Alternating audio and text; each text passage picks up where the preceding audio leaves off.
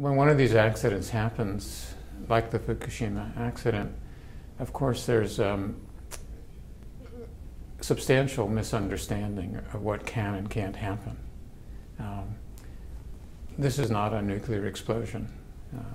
There are explosions, but they are of conventional type. And we have releases of radioactivity. So of course our first attention is on the possibility that either workers or rescue personnel may, for some reason or other, like in Chernobyl, be exposed to extremely high doses, and that will require an intervention, a medical intervention, a major league medical intervention.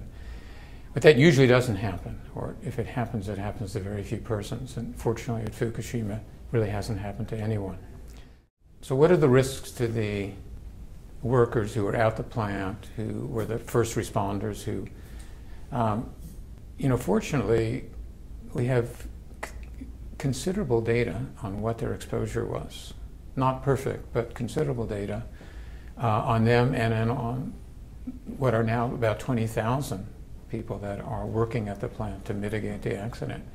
But if I focus on those receiving the highest dose, these doses are important, but again, they have to be taken in the context of the fact that any one of us has a 50% chance of developing cancer in our lifetime.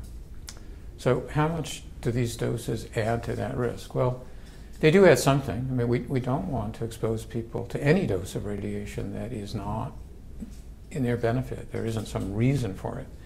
But these fellows were acting in a way that is intended to save the lives of others. And so that's a permissible exposure.